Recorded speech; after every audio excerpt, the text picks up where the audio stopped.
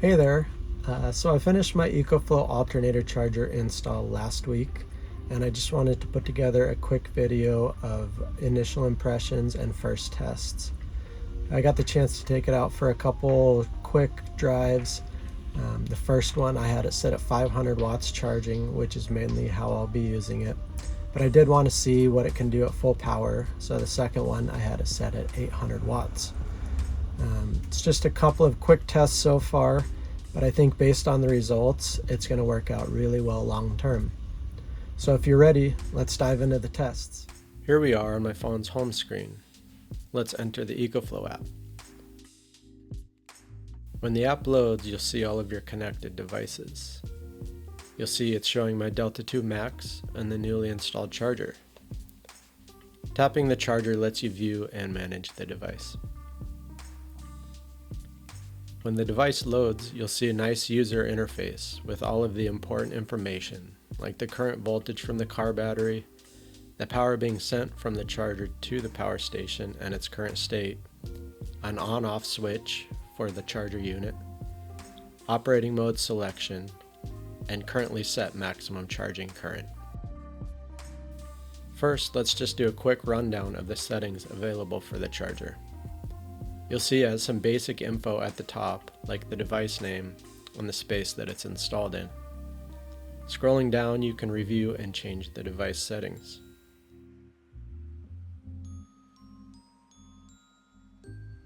For the starter battery, you can set 12 volt or 24 volt depending on what kind of setup you have.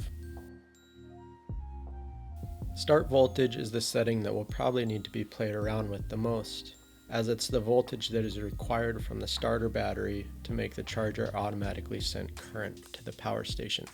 I currently have mine set to 12.8 volts and it's working pretty good so far. The last important setting, at least for my setup, is the maximum charge current. This is what I adjust to keep the charging current around 500 watts instead of the maximum 800 watts to help reduce strain on my alternator over time. I had to adjust this a little bit to keep the current right around 500 watts while driving. Normally, 42 amps would be right around 500 watts, but to account for the extra voltage from the alternator when the van is running, I've found that 36 amps is the sweet spot. Now that all the settings on the charger are how I want them, it's time to tell the unit to start working. If you have the start voltage set correctly, you should be able to leave this setting on and the unit will automatically start and stop on its own. For now, I'm just going to manually turn it on and off to be safe. With the charger turned on and set at 36 amps maximum charging current, you can see the power rising quickly and evenly up around the 500 watt sweet spot. For this part of the test, I started driving at 1:15 p.m. with the power station charge at 52%.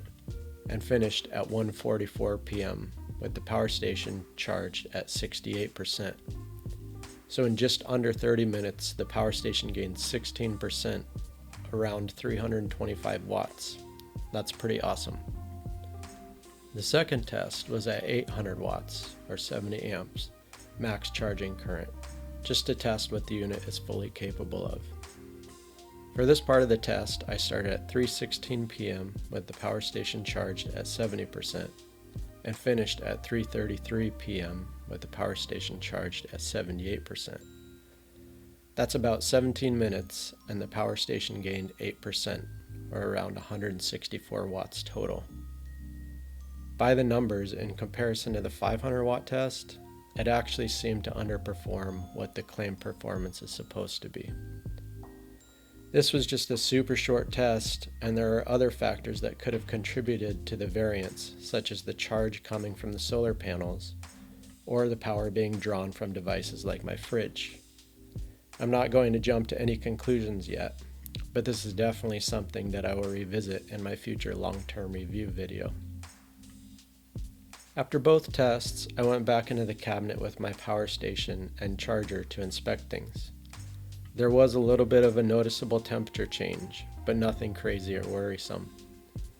I gave the charger and cables a temperature touch test, and they were a bit warm to the touch, but actually less than I was expecting. This was just a couple of short drive tests, so I will be sure to give this another go when I have the opportunity to take it on a longer road trip.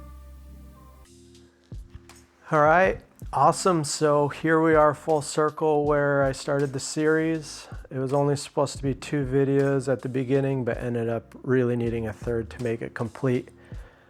So in a nutshell, the alternator charger's been great so far. And I think it's really going to work out well long term, but I will let you know in the future with another video.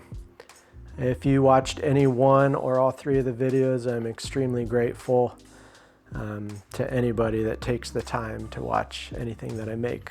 So I'm really excited. I truly feel like I'm just getting started here. I have some great videos planned coming up. One of them includes a giveaway, so that's pretty exciting. If you watched any of my videos and you like them, please make sure to give them a like.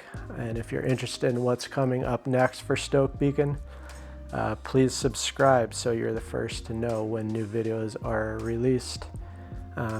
If you haven't liked anything yet, that's cool too, but please make sure to come back at another time, because I just hope that there's going to be something that will eventually light your fire. So until then, have a great day and stay stoked, and I'll see you soon.